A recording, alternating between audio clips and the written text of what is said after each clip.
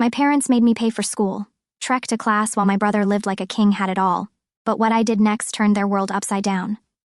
I've never felt as invisible as I did on the day of my brother's 16th birthday.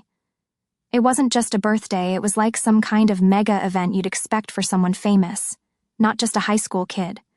It made me question if I was really part of the family or just a long-term house guest who'd overstayed their welcome. My parents had been planning his birthday for weeks, whispering about party details and shock trips they thought I didn't know about. They even enlisted his girlfriend to keep him busy the whole day so they could set up the surprise without him sniffing it out. They went all out: banners, a mountain of gifts, and enough food to feed an army of hungry teenagers. It was all for him. By 2 p.m., our house transformed into Party Central.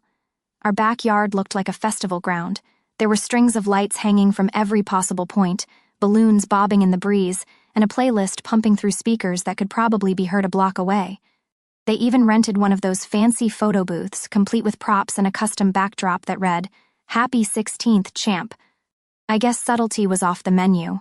As the guests started arriving, I hung back, trying not to get in the way. It wasn't like I was needed for anything. My parents were buzzing around, playing the perfect hosts.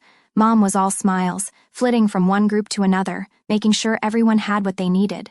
Dad was manning the grill, flipping burgers like his life depended on it. In the middle of it all was my brother, the star of the show, laughing and soaking in every second of attention. He had friends over I'd never seen before, people who came up to him with big grins and even bigger presents. They talked about games, girls, and all the stuff I guess normal teenagers talk about. Watching them, I couldn't help but feel a pang of something. Envy, maybe, resentment, definitely. Later, as the sun began to dip below the horizon, and the backyard lights cast long shadows on the ground, the highlight of the party kicked in. A surprise unveiling of a brand new gaming console, the PS5. It was the one thing he hadn't stopped talking about since it was first announced, and there it was in his hands. He looked genuinely shocked for the first time that day. I remember thinking how nice it must be to be the one who always gets what they want, how it must feel to have our parents bend over backward to make sure you're happy. There I was, just a spectator in my own home, clapping along and putting on a smile, trying to look like I was part of the celebration. When it was time for the cake, everyone gathered around, singing at the top of their lungs. My mom brought out this huge, elaborate cake, something straight out of a bakery show, with icing that matched the colors of his high school. My brother blew out the candles, everyone cheered, and for a moment, just a brief second, I saw my parents looking at each other with big, satisfied smiles, like they'd pulled off the greatest thing ever. The party eventually wound down, and the guests started to leave, carting off their share of leftover food and memories. My brother, still buzzing from the excitement and probably the sugar, asked if he could crash at his friend's place for the night. I was in the kitchen, pretending to help clean up, when I overheard my parents agree without a second thought. "Just be careful and have fun," Dad told him with a pat on the back. That simple exchange was a gut punch. Just like that, he was free to go off and continue his perfect day. Meanwhile, I was stuck at home, cleaning up after a party that wasn't even for me, knowing full well that kind of freedom was off limits in my case. The next morning, my brother came home, his clothes reeking of booze, a crooked smile plastered on his face as he recounted his adventures to our parents, who just laughed it off. "Boys will be boys," I heard Dad chuckle, shaking his head. "Boys will be boys, but what about me? When did I get to be just a kid without the constant reminders that I wasn't as valued?" It was a question I'd asked myself a lot, but it stung a little more each time I thought about it, especially after seeing the lengths they'd gone to for him, compared to the complete indifference they showed for anything that mattered to me. My birthday was a couple of weeks away, and deep down, I knew better than to expect anything close to what my brother got. Still, part of me hoped maybe this year would be different. Maybe this year they'd surprise me. Spoiler alert, they did surprise me, but not in the way anyone would ever want. The thing about living in a house where you're treated more like an afterthought is that every day feels like you're just trying to stay out of the way. It's not like I was expecting fanfare and applause just for existing, but a little acknowledgement that I'm not just a piece of furniture would have been nice. Take mornings, for instance. Every school day was like a small battle just to get a decent breakfast. My brother, of course, had it different. Mom would make sure he had a hearty meal, eggs the way he liked, bacon crispy, and sometimes even pancakes if he was up early enough. Me? I was lucky if there were leftovers or, more often, just a cold bowl of cereal waiting on the counter. If the milk wasn't sour, I'd count it as a win for the day. Then there was the school drop-off. Dad would always drive my brother, saying it was on his way to work anyway. They'd chat about sports, what my brother was up to at school, his friends, the usual father-son stuff. Me? I walked. Rain or shine. Didn't matter. The school wasn't ridiculously far, but far enough that walking there every morning wasn't exactly a joy, especially during winter. Dad said it was good for my health, building character and all that. Funny how those character-building exercises never applied to my brother. Homework was another battlefield. My parents always had time to help my brother with his. They'd sit with him at the dining table, going over math problems or helping draft his essays. If he was struggling, they'd sometimes stay up late, making sure he understood everything before his tests. Me? I learned pretty early that Google was going to be my tutor. Asking for help usually got me a figure it out, you're smart enough, or a can't you see we're busy. So I did figure it out, mostly on my own. Let's not even start on the extracurriculars. My brother was signed up for everything he showed the slightest interest in: soccer, basketball, guitar lessons, you name it. They made sure he had a chance to explore it. They said it was about broadening his horizons and finding his passions. I asked once if I could join a drama club that met after school. The answer was a flat no. Something about not having the time to manage all those activities and how someone needed to be home to help with chores. Speaking of chores, guess who got the bulk of them? If you said me, you'd be right on the money. It was like I was the designated cleaner, dishwasher, and sometimes even cook, especially if both parents were working late. My brother? His job was to keep his grades up and stay out of trouble. Apparently, everything else was too much of a distraction for his budding potential. Family outings were rare, but when they happened, they were all about what my brother wanted to do. Going to the movies meant watching whatever blockbuster action flick he was interested in. Eating out was choosing from his favorite restaurants. I can't remember a time when they asked me what I wanted to do or eat. It was like my preferences were just automatically sidelined. Even simple things like shopping for clothes turned into an ordeal. Shopping trips with my brother were these long, drawn-out affairs where my parents would fuss over him, making sure he got the trendiest outfits, the best shoes. When it came to me, it was always about being practical, choosing whatever was on sale and hurrying up because we didn't have all day. It wasn't just the big things, it was all these little moments that added up, making it clear that in my parents' eyes I just didn't measure up the same way my brother did. I tried not to let it get to me, tried to brush it off as just the way things were, but it's hard not to feel the sting of rejection from your own parents. I remember one evening trying to talk to them about how I felt. I'd been gearing up for it all day, practicing in my head what I'd say. The living room seemed like neutral ground, so after dinner, I brought it up. I told them I felt like they didn't care about me as much as they did my brother. I can still hear the dismissive tone in my mom's voice as she told me I was being ridiculously dramatic and that I should be grateful for everything I had.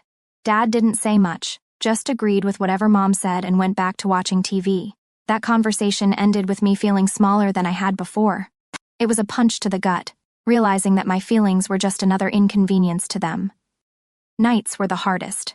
Lying in bed, listening to the quiet of the house, I'd feel this hollow sensation in my chest. It was like I was mourning something I never really had, the warmth of a family that saw me as an equal member. I'd drift off to sleep on those thoughts, wishing for a different reality where I wasn't the second choice, the backup plan, or the afterthought. But wishes were just that, wishes. Reality was the bedroom I lay in, the house I walked through, and the family I lived with. In that reality, I was always going to be the one looking in from the outside, trying to find a way to fit into a picture that seemed to have no place for me. Despite the clear favoritism my parents showed toward my brother, our relationship somehow managed to avoid the typical sibling rivalry. Maybe it was because he knew, deep down, how unfairly I was treated, or maybe he just genuinely felt bad for me. Either way, he wasn't like the others. He didn't lord it over me that he was the golden child. Instead, he tried to make things right in small, subtle ways that I couldn't help but appreciate.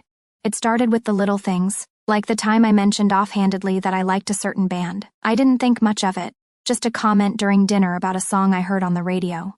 But a week later, my brother handed me a CD, the band's latest album. He'd bought it with his own money, just because he remembered I liked them. It was a simple gesture, but it meant the world to me. It was proof that someone in the house was listening, that someone cared about what I liked. Then there were the late-night snacks. I wasn't allowed to stay up late, unlike my brother, who seemed to have no curfew at all. But on nights when he knew I was up studying or just couldn't sleep, he'd sneak down to the kitchen and bring back a stash of snacks, chips, cookies, sometimes even a soda. We'd sit in my room, cross-legged on the floor, munching away as he told me about his day, the good parts and the bad. Those moments, those midnight confessions, made me feel like I wasn't so alone in that house. It wasn't just snacks or CDs. My brother had this way of including me that felt so natural, so brotherly. He'd invite me to hang out with him and his friends occasionally, even though I knew they weren't thrilled about having his younger sibling tag along. But he'd insist, "Come on, it'll be fun. You'll like my friends, they're cool." Sometimes I actually did have fun. I got glimpses of what it was like to be a part of his world, a world where I was welcomed and not just tolerated.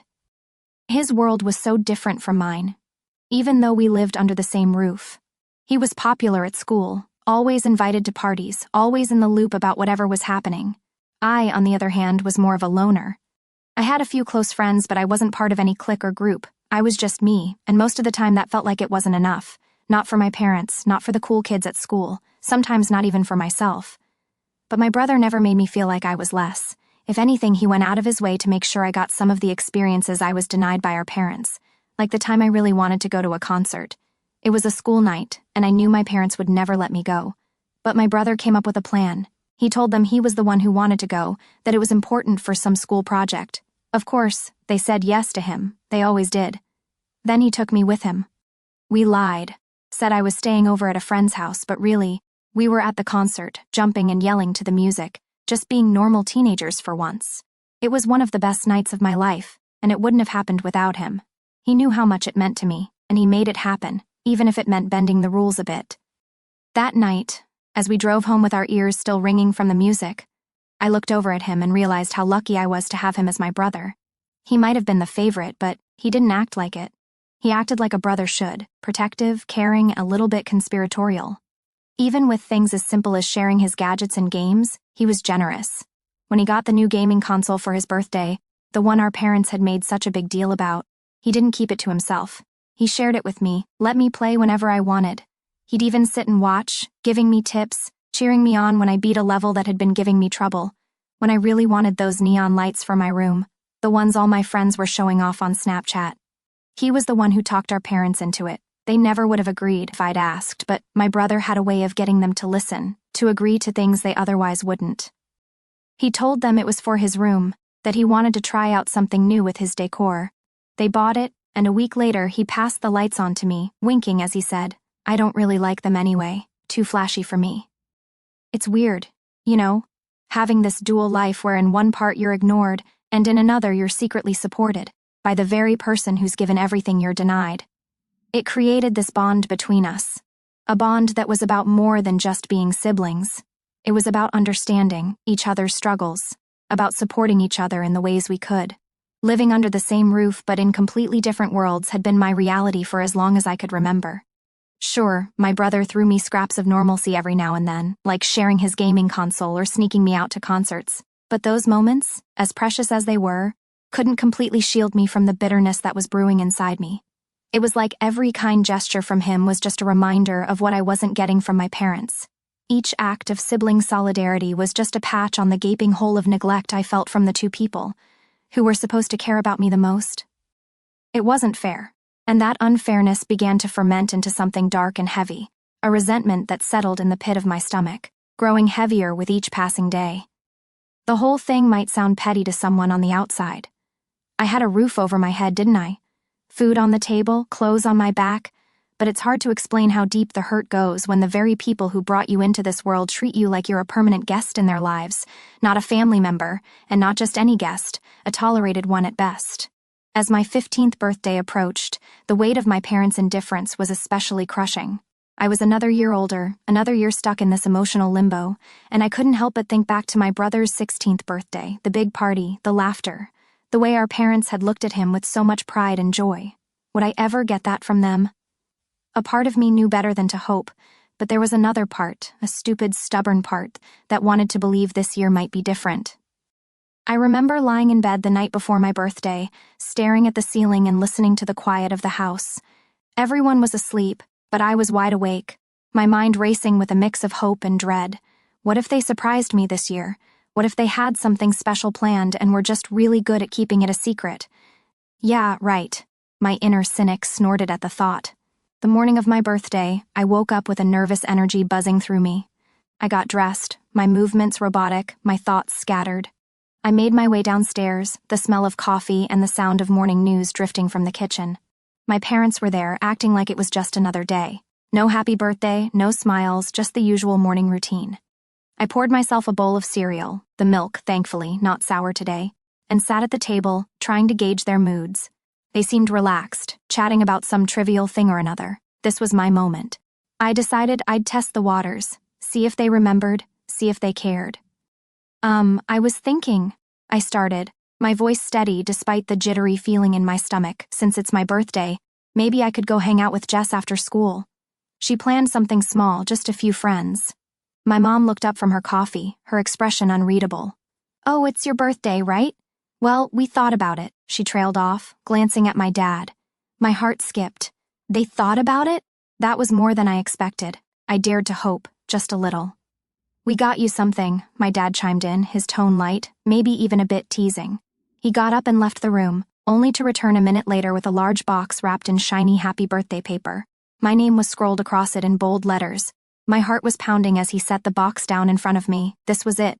They remembered. They did something. I tore into the wrapping, excitement bubbling up inside me, only to find another box and then another. Each box was smaller than the last, a Russian nesting doll game that left me more puzzled with each layer. Finally, the last box, small enough to fit in the palm of my hand, came into view.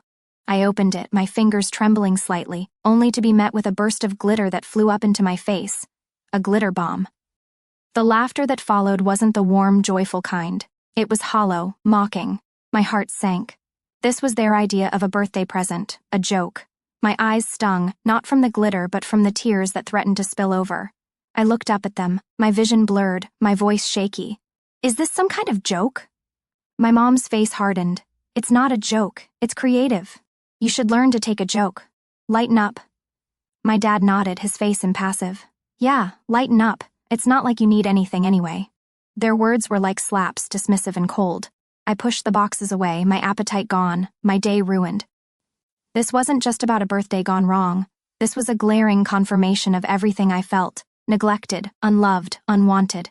I stood up, my chair scraping loudly against the tile floor.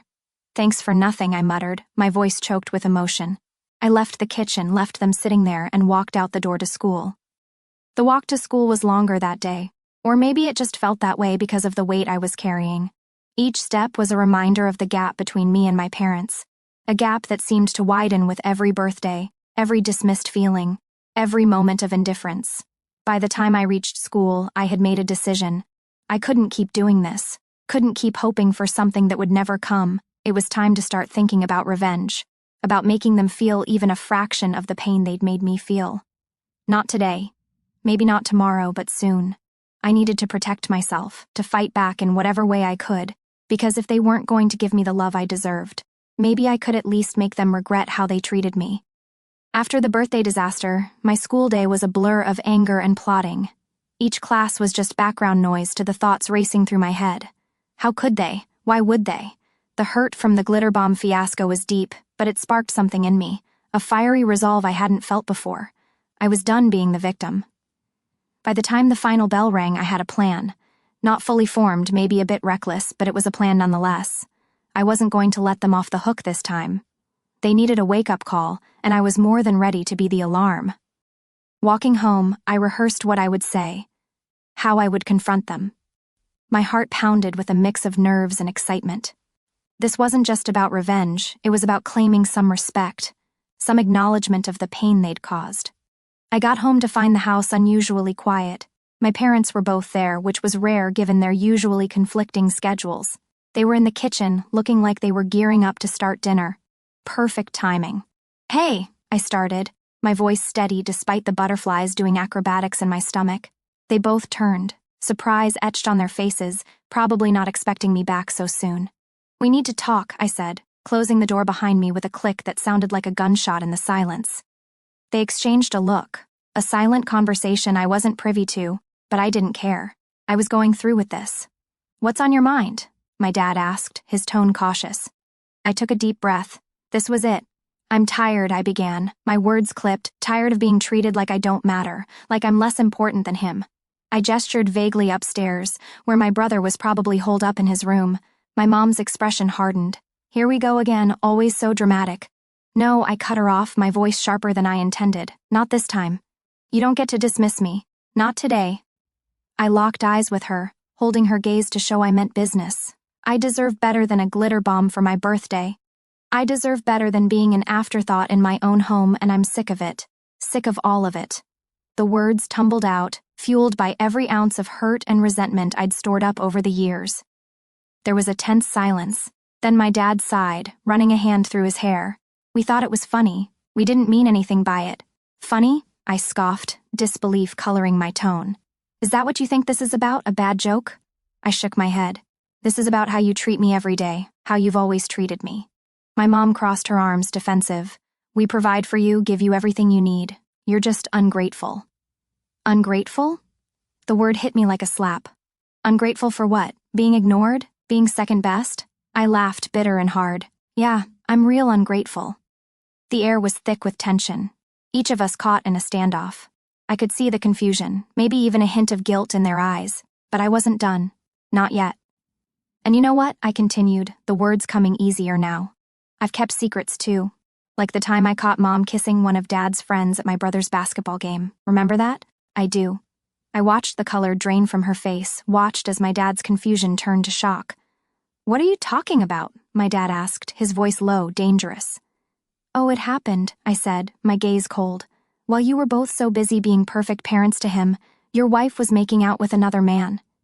How's that for family values? My mom's mouth opened and closed, but no words came out. She looked to my dad, who was staring at her with an expression I couldn't quite read. And Dad? I turned to him. Let's not forget the adult movies I found on the computer last week.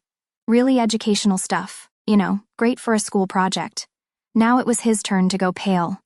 That's enough, he said, his voice tight. You have no right. I have every right, I snapped back. You made me feel like I have no place here, so why should I play nice? Why should I keep your secrets when you can't even remember my birthday? The room was spinning with accusations and hurt feelings, a toxic cloud that had been brewing for far too long.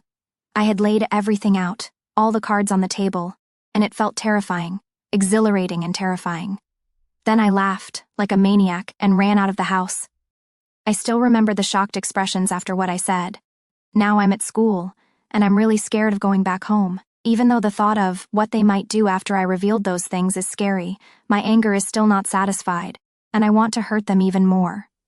Should I just not go back, or should I talk to my brother and ask for his help? Maybe I should actually just go all the way and plot my revenge for all the times they treated me like dirt and be done with it. After all, it's a guarantee that I'm going to be punished for my behavior, so why not do more harm and then get punished? Or maybe I should keep my mouth shut. Try to get through 3 more years of hell and focus on getting into a good college and building my own life. Hey everyone. I really can't thank you enough for all the support and good vibes you've sent my way through your messages and comments. It's been a bit of a lifeline during what's easily one of the toughest times I've faced. After my last post, I came home to find out that my parents had a huge blow-up. My brother, who was home at the time, filled me in because, by the time I got there, the storm had already hit. My dad had been harboring suspicions about my mom having an affair, and something I accidentally let slip ended up being the last piece of the puzzle he needed to confirm his fears. That night, my dad didn't come home, and my mom was livid. In her anger, she took it out on me, grounding me indefinitely and confiscating my phone, effectively cutting me off from everyone. She was so furious she even banned my brother from helping me out, and threatened to take his phone too if he tried to pull any stunts to aid me. Despite the severity of the lockdown, thankfully, she didn't get violent, but I was pretty much left to stew with minimal contact with the outside world. Fast forward to now. I just got my phone back after what felt like an eternity.